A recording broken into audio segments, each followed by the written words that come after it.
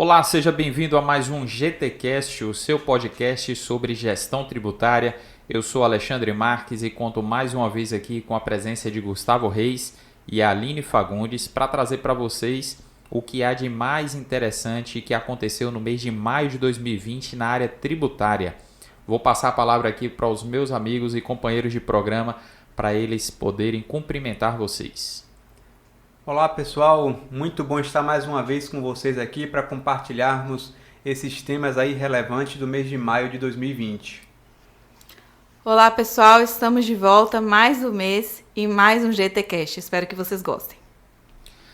Pois é pessoal, e olha, nós aqui do Foco Tributário temos sempre lançado novidades e antes de começar o programa de hoje eu quero anunciar para vocês duas inovações que nós trouxemos para aqueles que acompanham o nosso trabalho. A primeira delas é o nosso canal no Telegram, que nós lançamos agora em junho de 2020 e o objetivo é compartilhar ainda mais conteúdos com aqueles que acompanham o nosso trabalho e que querem ficar inteirados a respeito de tudo aquilo que a gente produz e publica para deixar você atualizado sobre as discussões mais relevantes nessa área. A outra novidade é uma série de lives que a gente passou a fazer também a partir de junho e que tem uma proposta diferente, é o Foco Tributário na Prática. E a ideia é partir de situações práticas, de problemas que são reprodução daquilo que os profissionais vivenciam no dia a dia para discutir temas relevantes. E o primeiro programa, inclusive, a gente deixou disponível no ar, apesar de ter sido uma live, vai ficar lá para quem quiser acessar e conhecer a proposta. E o tema não podia ser melhor, o tema que a gente definiu foi como definir as atividades de construção civil para fins de retenções tributárias. Se você quiser acessar esse programa, aproveite que ele está disponível por algum tempo e não deixe de participar da nossa próxima live que vai ser agora na quarta-feira, dia 17 de junho de 2020. Vai ser um prazer contar com sua audiência ao vivo para mais um debate sobre um tema tributário relevante a partir de estudos de caso. E olha, vamos começar o nosso podcast hoje, como sempre, falando das notícias mais importantes do mês de maio de 2020, na seção GT News. É com você, Aline.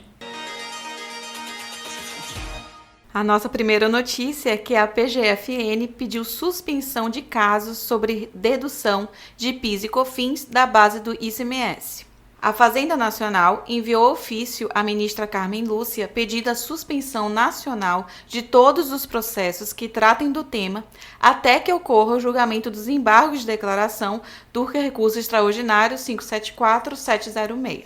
Olha, Aline, essa primeira notícia aí ela vem, ao meu ver, com um tom bem polêmico para já começarmos aqui as nossas discussões, porque não sabemos quando se dará esse recurso extraordinário por parte do STF e não sabemos também se essa decisão do STF vai ter modulação ou não dos efeitos, ou seja, se ela vai retroagir ou não. E diante disso, muitos contribuintes têm entrado com processos no judiciário para garantir o seu direito desde a data da efetivação da ação, caso o STF decida que não vai fazer com que os efeitos da decisão dele retroajam no tempo. Então, muitas vezes esses pedidos no judiciário são a garantia para o contribuinte que, a depender da decisão do STF, ele vai ter o direito resguardado desde já. Então, eu não sei aí quais são as intenções da PGFN ao processar esse pedido de suspensão desses casos que envolvem a matéria, mas me parece aí que não deve ser bem visto aos olhos do contribuinte, não. Com certeza. Eu vejo isso, Gustavo, como uma tentativa do governo de tentar protelar ao máximo o impacto financeiro dessa decisão, porque na medida em que ainda existe o embargo de declaração ali pendente de julgamento, essa decisão não transitou em julgado e quando transitar em julgado, por força daquele importante artigo que de vez em quando a gente lembra aqui, o artigo 19 da Lei 10.522, a Procuradoria da Fazenda Nacional vai ter que editar um ato e esse ato vai dar efeito vinculante para essa decisão. Ou seja, vai se aplicar para todos os contribuintes, inclusive para aqueles que não ajuizaram a ação, de forma que o impacto na redução do recolhimento aí dos tributos PIS e COFINS por parte das empresas certamente vai ter um reflexo bastante relevante no orçamento do Tesouro Nacional. A segunda notícia é que a Câmara aprovou a inclusão do Simples Nacional na Lei do Contribuinte Legal. O plenário da Câmara dos Deputados aprovou por unanimidade no dia 27 de maio o projeto de lei complementar 9 de 2020 do deputado Marco Bertaioli. A proposta, que seguirá agora ao Senado, permite às micro e pequenas empresas realizarem a negociação de débitos com a União, segundo a Lei número 13.988 de 2020. Essa lei, Aline, ela foi inclusive objeto de comentário aqui em um programa anterior, porque ela fala a respeito da transação tributária, que foi uma forma de o governo facilitar a negociação de débitos tributários pendentes de pagamento, de uma maneira que as propostas de quitação de débitos que as empresas têm para com o governo, elas possam ser feitas em caráter individual ou por adesão. E ao estender isso para o Simples Nacional, é interessante porque as empresas que compõem esse universo grande de empreendedores optantes do regime simplificado passariam a ter direito também a aderir a propostas como essa. Só vamos lembrar de um detalhe: para que isso seja aprovado, é necessário que seja via lei complementar, como foi proposto pelo deputado, e isso por causa dos tributos envolvidos no Simples Nacional. A lei atual, a 13.988, como lei ordinária que é, ela não pode abranger tributos que não sejam de competência da União. O projeto de lei propõe prorrogação da desoneração da folha até fim de 2022 por causa de pandemia. O projeto de lei número 2.256 de 2020 prorroga até o fim de 2022 a desoneração das empresas de tecnologia de informação, de ônibus, trem e metrô e construção civil sobre a folha de pagamento. Assim, elas continuarão recolhendo a contribuição previdenciária sobre a receita bruta após 2020. Olha, Aline, essa notícia aí é bastante interessante, porque existia a previsão de que a partir de 2021 a desoneração da folha de pagamentos ia ser, podemos dizer assim, que ia ser extinta, né? As empresas que optaram por recolher sobre a receita bruta e não sobre a folha de pagamentos não poderia mais fazer isso a partir de 2021. Então me parece que essa proposta é prorrogar um pouco mais aí, em virtude da pandemia, né? Esse benefício concedido a essas empresas desses ramos que você citou, principalmente construção civil, poderem continuar recolhendo sobre a sua receita bruta e não sobre a folha de pagamentos. Eu vejo com muitos bons olhos essa medida aí e acho que vai ajudar muito as empresas nesse momento mais difícil que estamos vivendo. O único lado negativo, Gustavo, é que a gente tem a Lei 12.546, que trata da desoneração, como uma legislação muito complexa, de difícil interpretação e aplicação. E eu estava contando os dias, confesso, para que esse regime fosse extinto. Se esse projeto não passar, ele já está ali previsto para acabar no final desse ano de 2020. Portanto, se o Congresso não levar adiante essa proposta, já está, vamos dizer assim, sedimentado, já está sacramentado que a desoneração acaba em dezembro. Mas se for por essa causa, como você pontuou, Gustavo, realmente vai ser salutar para muitas empresas. Justifica a gente ter mais 2 anos de dores de cabeça.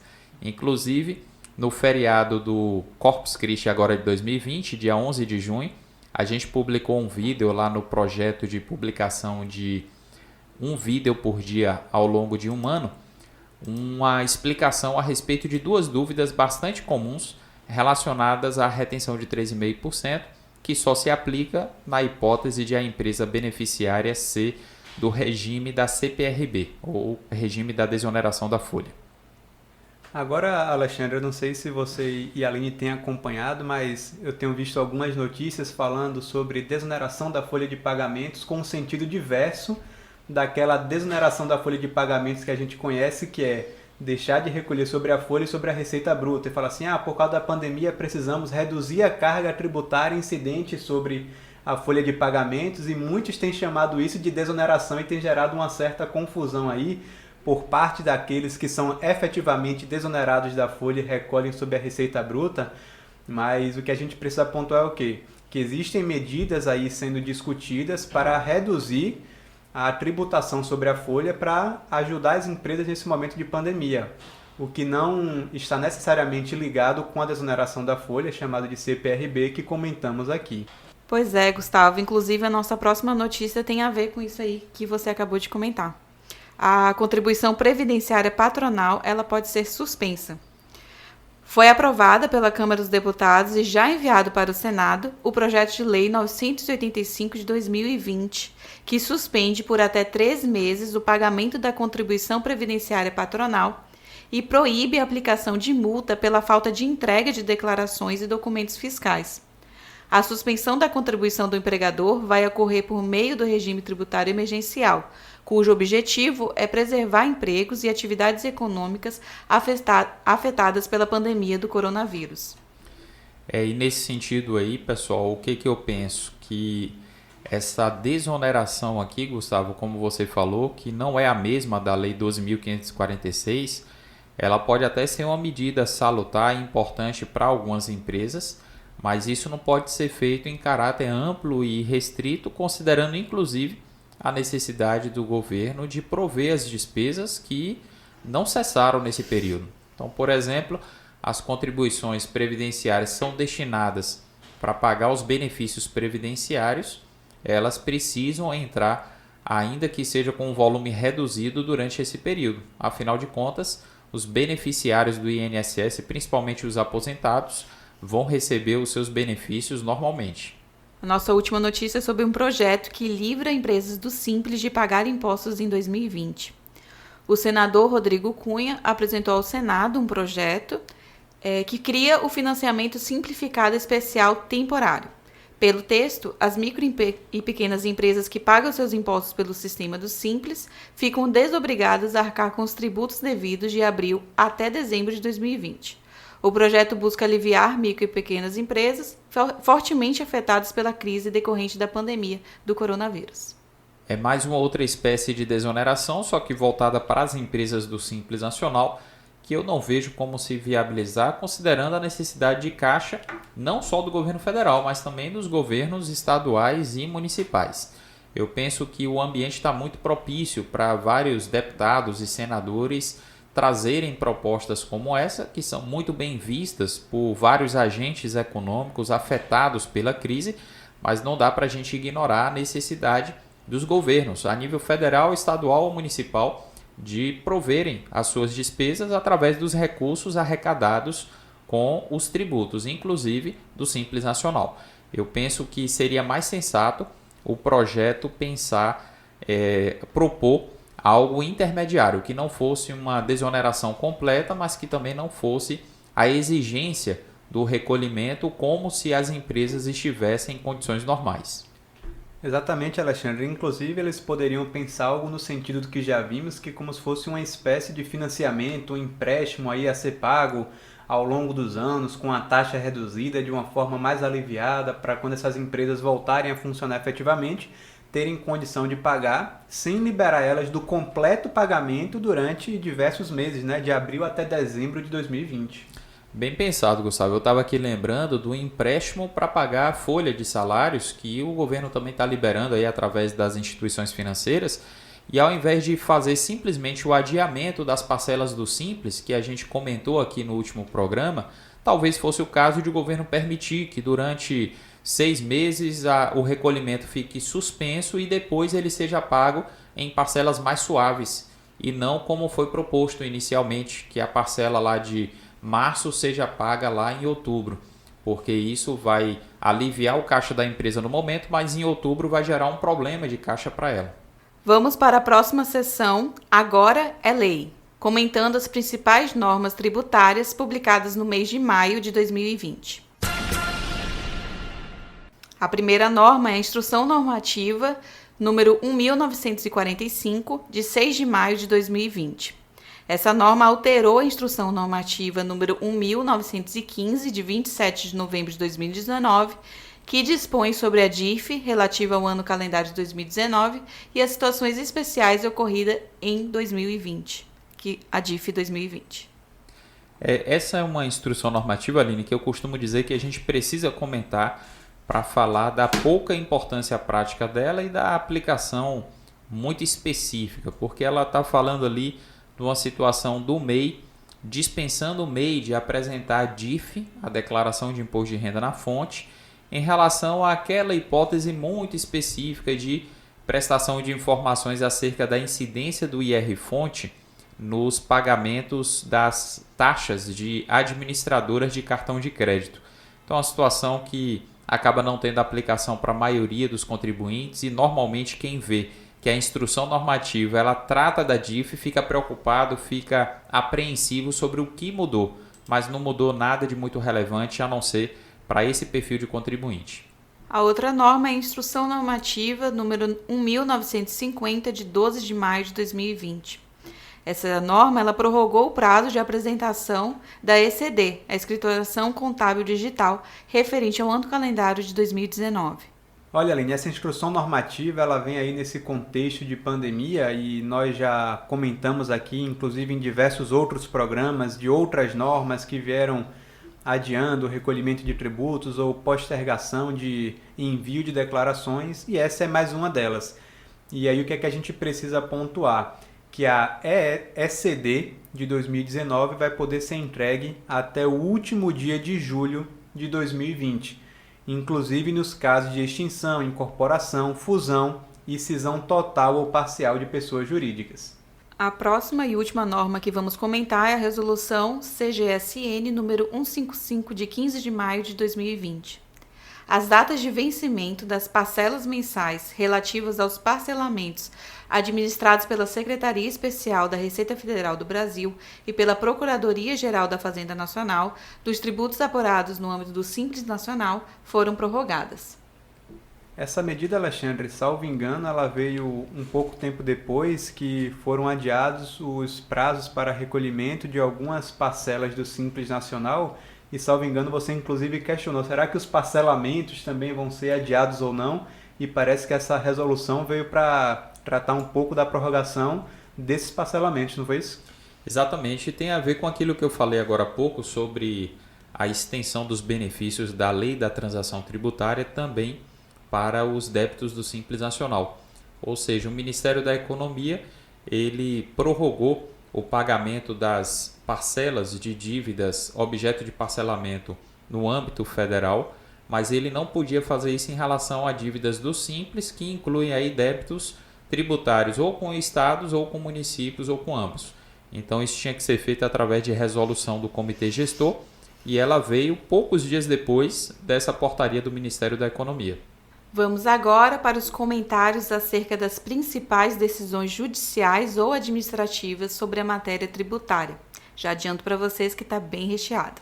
É a sessão de olho nos tribunais. A primeira decisão foi do STF, que editou a súmula vinculante 58, que consolidou jurisprudência sobre direito a crédito presumido de IPI. O novo enunciado tem a seguinte redação: inexiste direito a crédito presumido de IPI relativamente à entrada de insumos isentos, sujeitos a alíquota zero ou não tributáveis, o que não contraria o princípio da não cumulatividade. Olha, essa é uma discussão antiga em relação à possibilidade de se creditar ou não o valor correspondente ao crédito prêmio de IPI na aquisição de produtos isentos, não tributados, e isso finalmente foi colocado no âmbito de uma súmula vinculante, o que eu penso que o STF deveria fazer, Aline, com várias outras matérias objeto de discussão na área tributária. É porque às vezes a gente tem uma decisão importante proferida por um tribunal superior, STJ ou STF, mas aquela decisão ela acaba se restringindo apenas às partes do processo. Quando o STF ele verifica que há uma questão importante, que tem repercussão geral ali e vai se aplicar a um grande número de contribuintes, em muitos casos é interessante colocar isso numa súmula para evitar que processos pelo Brasil sejam julgados ainda contrariando o posicionamento já definido pela Corte Suprema.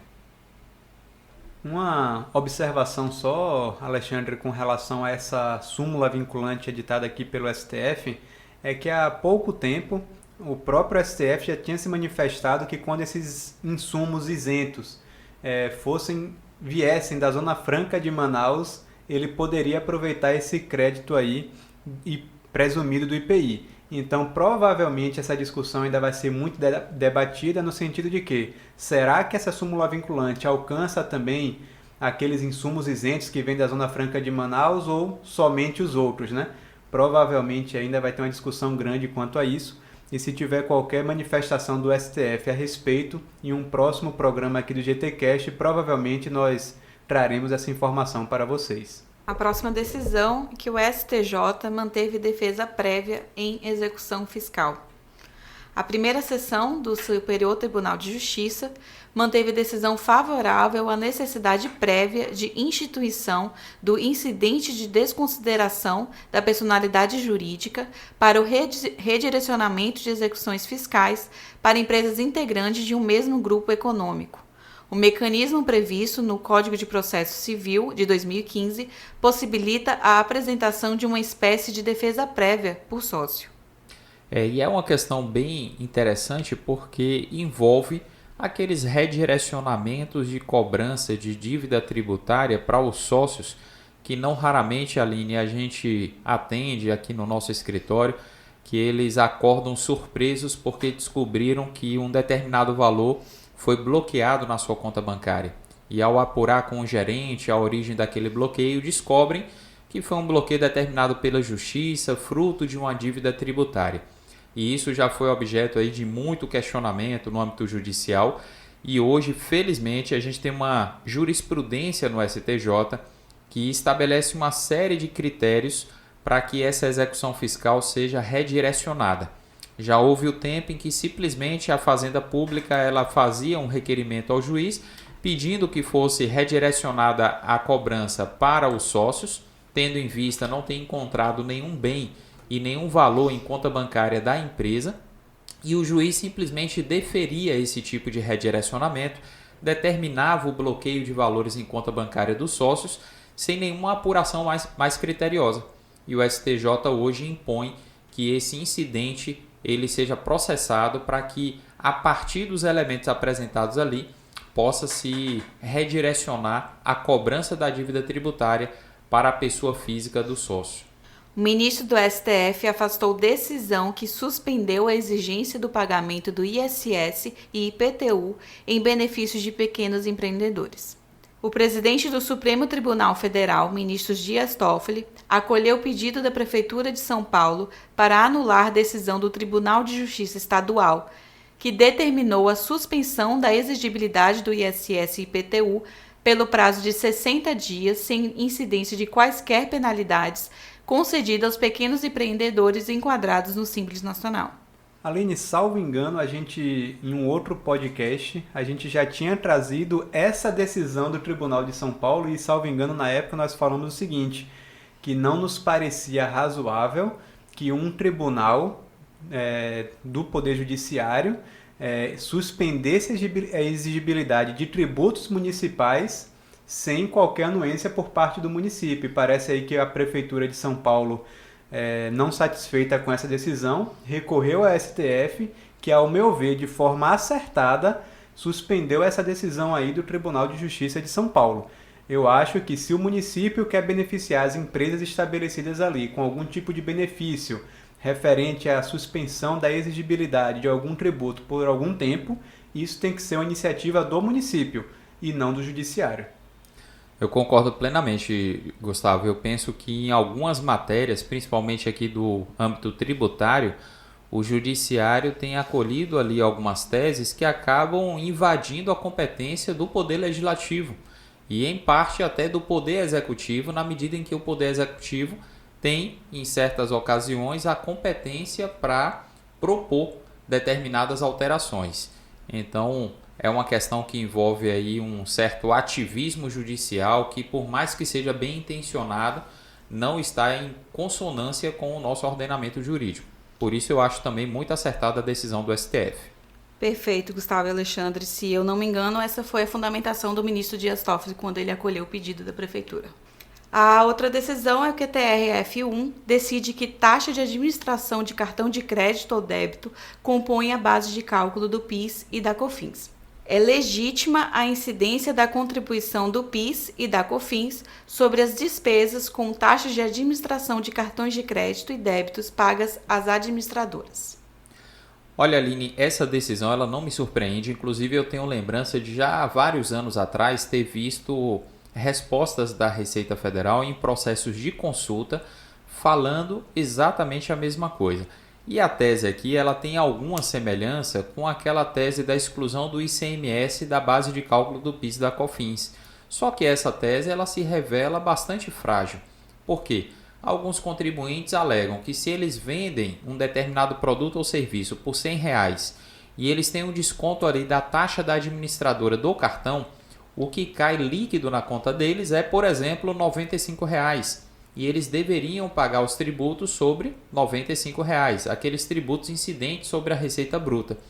Ocorre que, no meu entendimento, que é o da Receita e agora o TRF da primeira região está confirmando, esses R$5 descontados pela administradora, isso representa uma despesa que a empresa prestadora, por opção, por ter admitido o recebimento de valores por meio de cartão de crédito, acaba tendo que arcar. E se a gente for admitir que todas as despesas vinculadas ao processo de venda elas sejam abatidas da base do PIS e da COFINS, o PIS e a COFINS deixam de ser tributos incidentes sobre a receita bruta para ser tributos incidentes sobre o lucro, o que pode até ser justo, mas do ponto de vista legal não é o que a gente encontra na atual legislação. O Supremo declarou que a incidência de ISS em contrato de franquia é constitucional.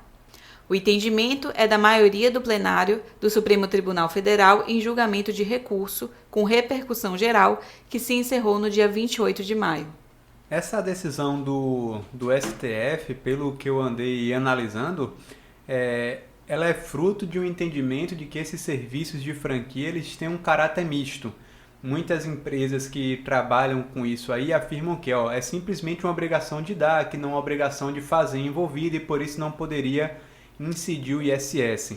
Mas pegando o exemplo aqui, por exemplo, da franquia do McDonald's, eu quero abrir uma franquia do McDonald's aqui, e o que é que eles alegam? Que além de fazer o repasse da franquia para que aquela pessoa possa vender hambúrgueres do McDonald's, vai ter também um trabalho, por exemplo, de treinamento, de como fazer os hambúrgueres da forma e no padrão de qualidade do McDonald's. E que esses serviços aí embutidos no contrato de franquia fariam com que houvesse a incidência do ISS por haver uma prestação de serviço embutida aí nesse tipo de operação.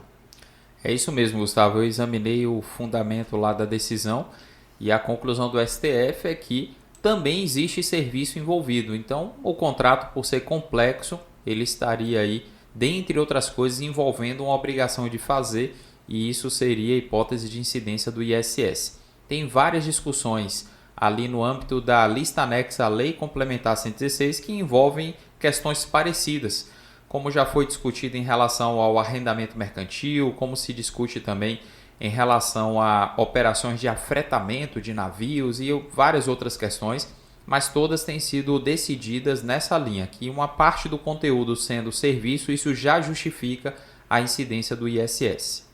A outra decisão também veio lá do Supremo, que definiu que incide o ISS sobre renda de apostas.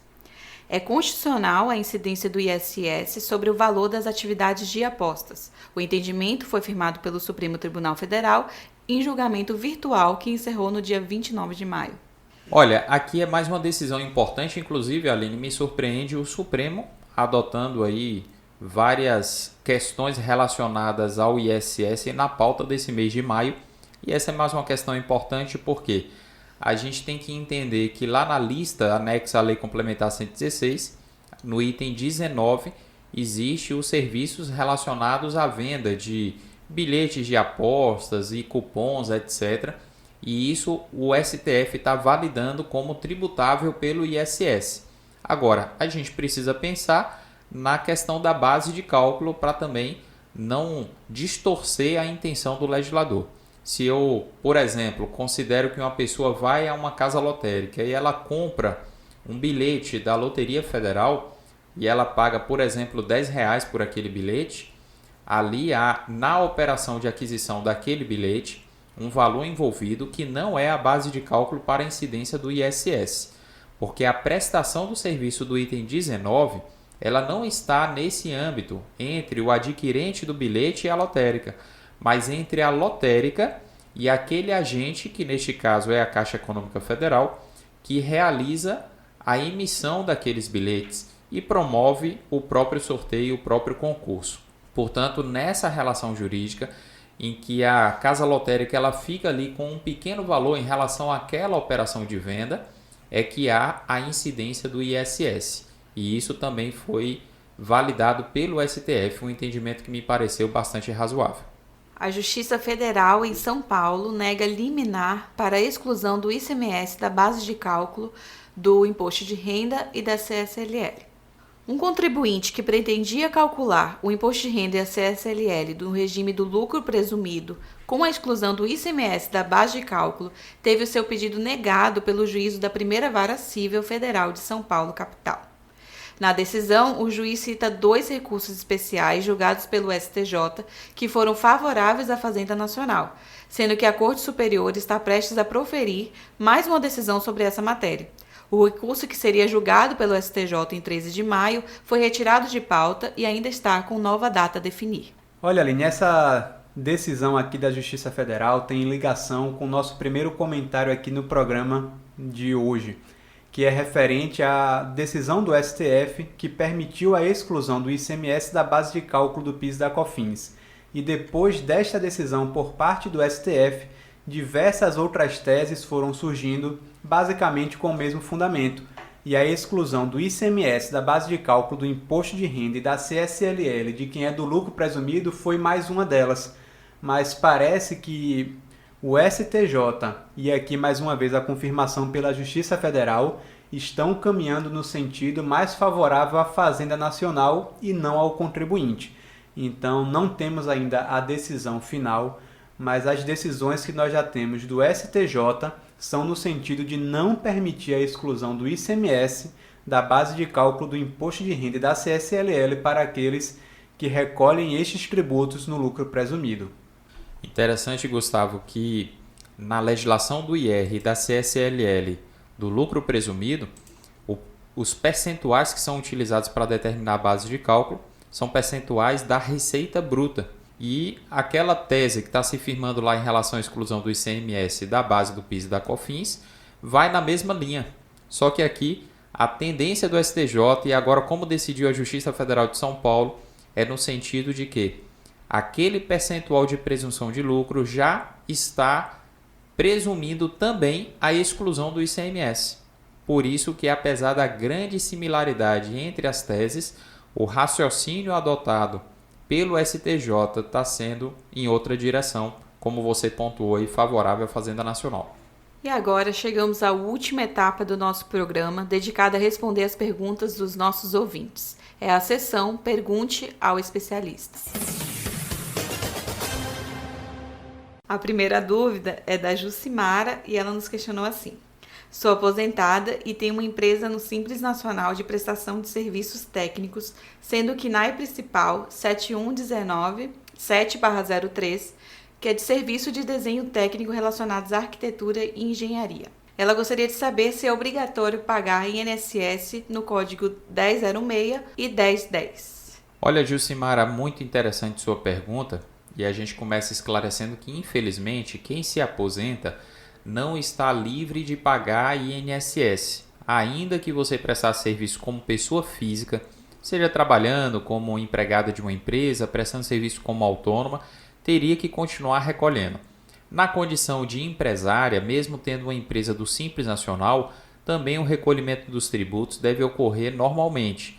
E no Simples Nacional, na atividade que você desenvolve, a tributação pode ser pelo anexo 3º ou pelo anexo 5º, a depender do custo da sua folha de pagamento em relação à receita total. O fato é que, independentemente de ser do anexo 3º ou do anexo 5º, o cálculo do Simples é feito sobre o faturamento e um pequeno percentual ali é destinado ao INSS, o que vem identificado no seu DAS, o documento de arrecadação do Simples Nacional, com o código 1006. Já o código 1010, que você cita na sua pergunta, ele é relativo ao ISS e não ao INSS. E aí, só para complementar, em relação ao INSS, que é a sua principal preocupação, esse INSS que sai no DAS com o código 1006 é o INSS patronal, que é substituído por aquele INSS que incidiria sobre a folha de salários ou sobre o seu Prolabore, por exemplo. Então, se você não tem um custo com folha de salários e não faz uma retirada Prolabore expressiva, acaba que no Simples você vai pagar mais INSS do que você pagaria se a sua empresa não fosse do Simples. Ocorre que a análise ela não pode ser feita de maneira estanque. Você tem que analisar também a vantagem de estar no Simples em função dos outros tributos que vão apresentar percentuais muito mais reduzidos do que, por exemplo, no lucro presumido, e fora a questão das obrigações acessórias, que você tem uma empresa com esse perfil, uma empresa para você viabilizar a prestação de serviços pessoais, de desenho técnico. Se você não tem um custo elevado com folha de salários, talvez não tenha nem empregados, então é mais interessante estar no Simples, porque os procedimentos, as obrigações acessórias a cumprir são muito mais fáceis, muito mais simples e em uma periodicidade muito maior do que em uma empresa do regime normal. A outra dúvida foi do Marcelo Assis e ele nos questionou. A próxima dúvida é do Marcelo e ele nos questionou assim. Olá, na situação em que a prestadora é optante do Simples Nacional, não tem empregados e faz a retenção dos 3,5%, ocorre o pagamento do INSS por meio da GFIP ou por DARF gerado pelo Sicalc e não tem nenhuma declaração? Sendo por DARF, qual o código exatamente? Olá, Marcelo. Primeiramente aqui, analisando a sua dúvida, se você é um prestador do Simples Nacional, não tem empregados e você é do regime de desoneração da folha de pagamentos, ou seja, lá da CPRB, e você faz o recolhimento através desse regime de desoneração, o termo aqui talvez esteja equivocado, não é e faz a retenção de 3,5%, mas recolhe o INSS de acordo com a desoneração, e aqui a gente precisa ressaltar que a alíquota não seria 3,5%. Mas o pagamento ele não se daria por meio da GFIP, mas sim por um DARF produzido, gerado pelo Sicalc, com o código 2985 ou 2991. Lembrando que a geração do DARF pelo Sicalc, Marcelo, é uma opção e a mais utilizada hoje em dia. A maioria das pessoas, na hora que quer gerar um DARF, vai lá no Sicalc, principalmente na versão web dele, e gera esse DARF indicando ali o código de recolhimento correto. E olha, tem mais um detalhe. Você não precisa informar o recolhimento da CPRB na GFIP, mas você se torna obrigado a apresentar a DCTF.